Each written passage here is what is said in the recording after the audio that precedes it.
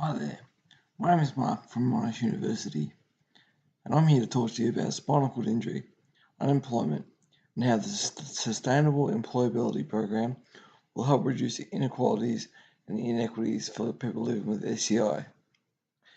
People living with spinal cord injury often experience shorter life expectancies, poorer health, and experience social exclusion and negative socio-economic conditions that exacerbate poorer health outcomes than the general population. Poverty and poor socio-economic conditions were found to be likely due to weaker employment outcomes, with approximately 12% returning to their pre-injury employment, and systematic reviews suggesting only 35% of people with spinal cord injury are employed post-injury. The Project Logic framework will be used to show how the Sustainable Employability Program will facilitate positive employment outcomes for people living with SCI.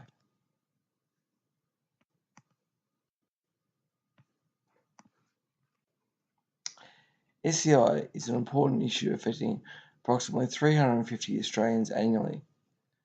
Despite improved survival rates in recent years, participation in meaningful life roles, including education and employment, remains diminished, leading to increased social exclusion, isolation, and depression. Traumatic cases account for almost three-quarters of SCI in Australia, almost 80% of which was sustained in transport accidents. Increasing the number of people with spinal cord injury in employment is likely to increase access to services and supports for some people with SCI, leading to physical and psychological benefits achieved through participation and establishing and maintaining close relationships.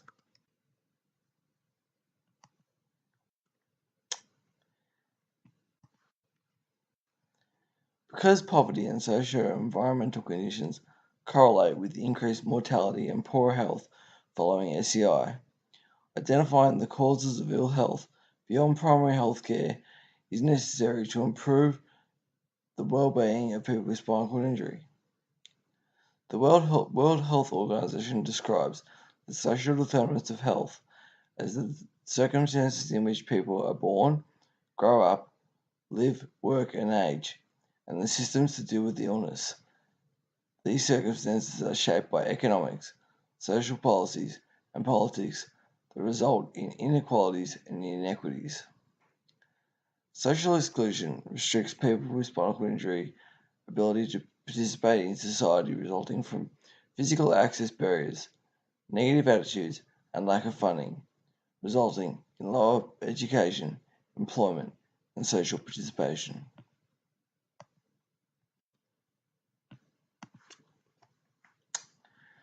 Due to the heightened needs of people with spinal cord injury, increasing health literacy facilitates effective self-management required to function effectively within the community.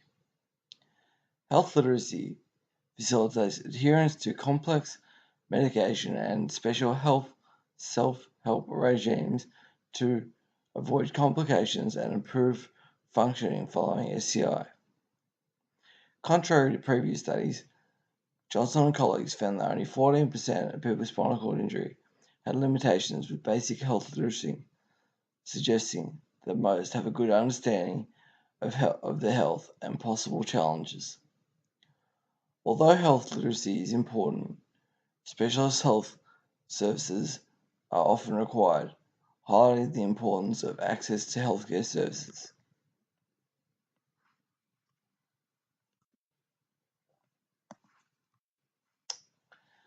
Participation in paid employment is a poignant disparity people with spinal cord injury experience, causing and exacerbating poor socio-economic conditions and health outcomes. In Australia, people with disability have lower employment participation, and higher unemployment rates than people without disability. One study found that participation rates declined by nearly 50% pre and post injury. Employment status was found to be one of the strongest predictors of well-being post-injury, with better physical and psychological health experienced by people with spinal cord injury that are employed with less health services used. Because employment participation of people with disabilities is low in Australia compared to other developed countries, ranked 21 of 29 OECD countries, SEP will utilise current best practices of other successful vocational programs to increase positive employment outcomes for people with spinal cord injury.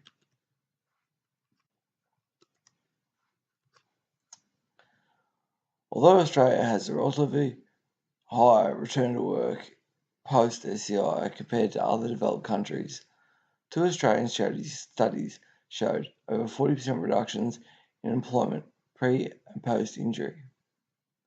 Existing return to work services are based on empirical principles, including early assessment and intervention, active worker participation, coordinated, accountable, results oriented services, and employer engagement in rehabilitation and prevention. Although higher education greatly increases the likelihood of employment post injury, physical and architectural barriers, work discrimination, and reduced economic benefit are also important barriers to consider. With significantly lower employment participation continuing to exist post injury, updated best practices are needed to improve employment outcomes for people living with spinal cord injury.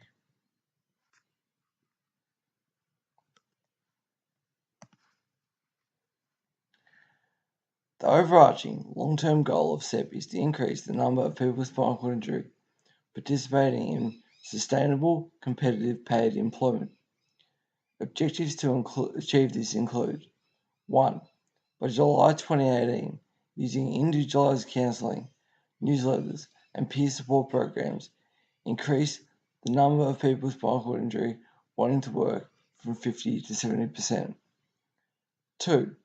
Participants and SEP planners are to create individualised, meaningful, achievable employment pathway plans based on each participant's skills, preferences, and competitive market work opportunities. 3. SEP planners will form partnerships with participants, employers, and other stakeholders, including insurers and government agencies, to facilitate people with spinal cord injury to gain paid employment in their chosen area. And 4. Within 3 months of gaining employment, ensure participants are competent and productive in their worker role.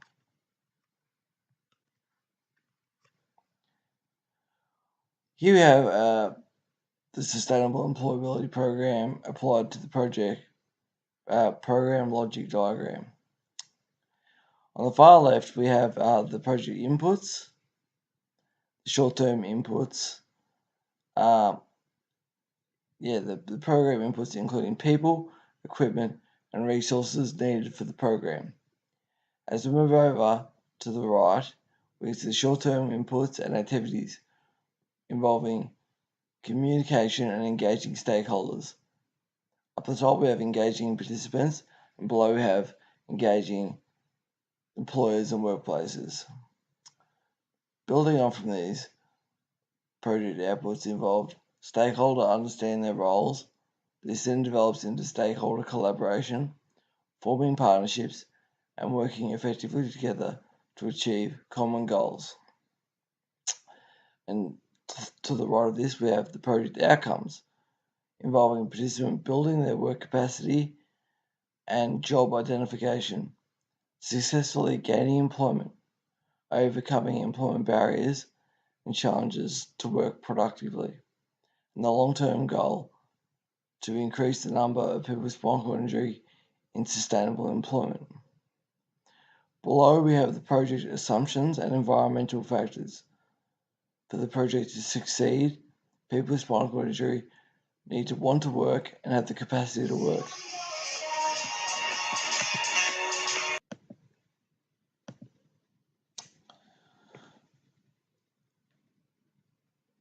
Below we have the project assumptions and environmental factors. For the project to succeed, people with spinal cord injury need to want to work have the capacity to work. There needs to be appropriate employment opportunities in the market, and all stakeholders must be prepared to work together to achieve the common goal. Important environmental considerations to include are where participants live, whether they have funding and transportation, accessibility and availability of employment, and the availability of healthcare services to enable employment.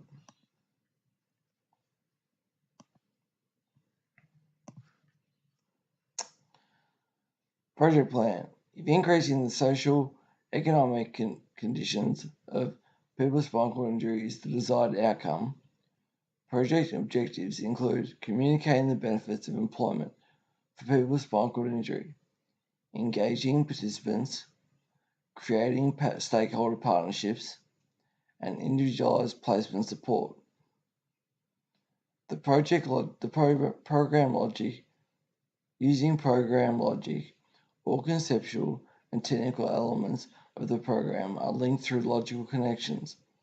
The determinants drive the goals that are connected to the objectives from which strategies and interventions are derived.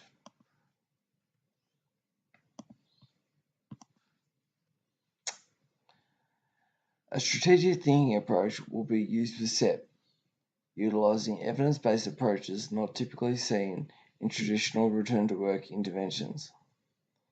Existing vocational practices include resume development and application, assistance with employer interactions, workplace modifications and equipment, and assistance with work re-entry when initiated by a person with spinal cord injury or insurer, typically post-discharge. Evidence-based practices described including rapid engagement using a supportive integrated approach underpinned SEP and were shown to significantly increase successful employment outcomes following spinal cord injury.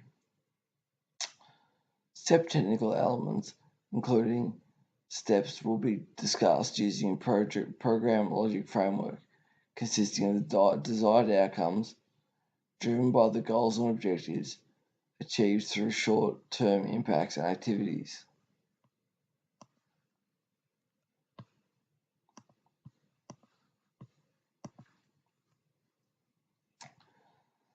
The Centre for Epidemiology and Evidence describes inputs as the resources needed to conduct the activities of the program.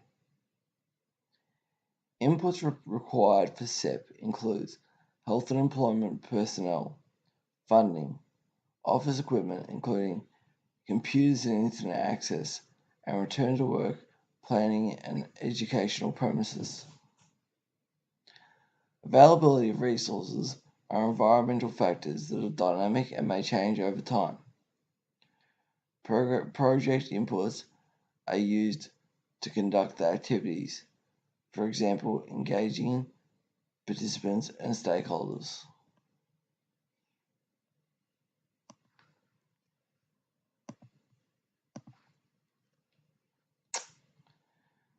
Project outputs are project products and services to achieve short-term impacts. SEP short-term outcomes involves engaging stakeholders to ensure participants, employers, and return-to-work personnel understand their roles and create partnerships required for effective collaboration. These activities involve the distribution of advertising and program information materials, and initial engagement and planning with participants, employers, and stakeholders, allowing program outcomes to be achieved.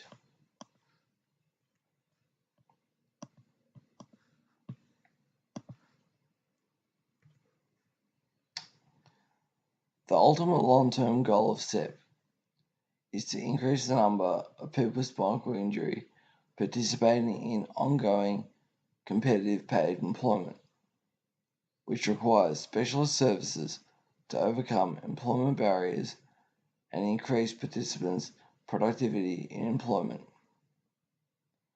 Participant education and capacity building increasing inclusive employment opportunities, and people with spinal cord injury selection for competitive employment opportunities are outcomes that precede sustainable employment.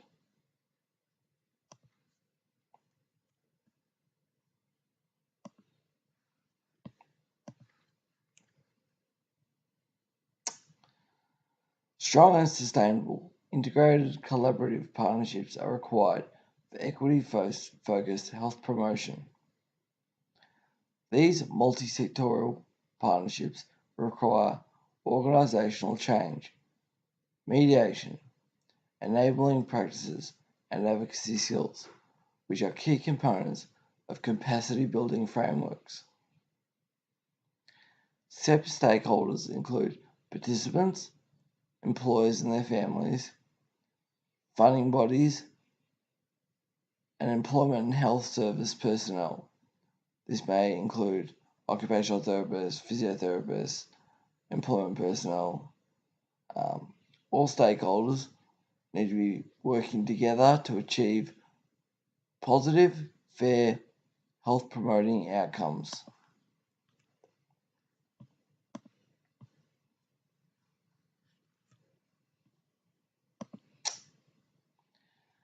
Effective communication strategies are vital to to create awareness of targeted messages and services.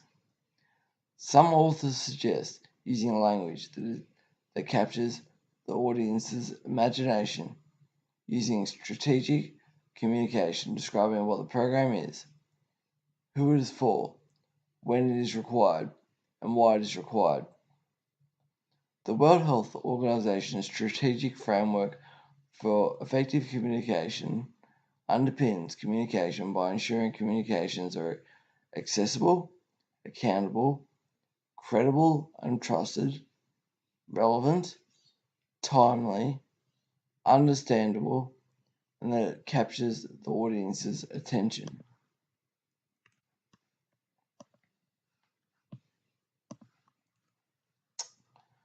To ensure change is both deep and enduring, health promotion outcomes need to be sustained at more than one level, including at the individual and family level by increasing social connection through sustained involvement in group activities, access to supportive relationships, education and income support, and increasing health literacy.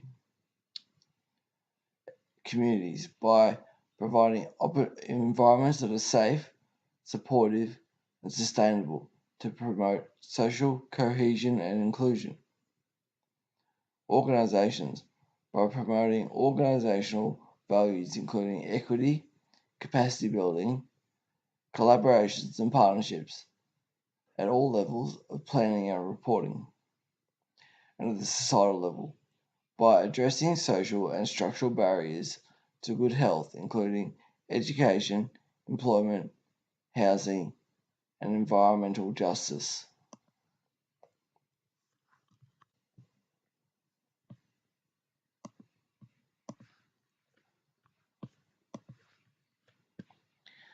All SEP practices will be conducted ethically, guided by the World Health Organization's standards pertaining to integrity, to behave in accordance with ethical principles, to act in good faith, honestly, and fairly. Accountability, to take responsibility for our actions, decisions, and their consequences. Independence and impartiality, to conduct ourselves with the interests of the greater good, be that the participant or the community being served, and to ensure that personal views and convictions do not compromise ethical principles or official duties. Respect, to respect the dignity, worth, equality, diversity of all persons. Personal commitment, to demonstrate a high level of professionalism and loyalty to the organisations, its mandates and objectives.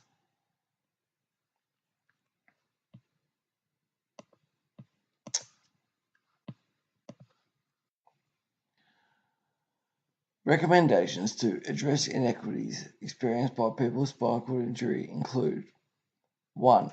Communicating the benefits of employment for people with spinal cord injury and SEP. This may involve production of printed materials describing the issue and program, cold calling potential employers, contacting stakeholders by phone and email, and promoting services in rehabilitation and employment settings. 2.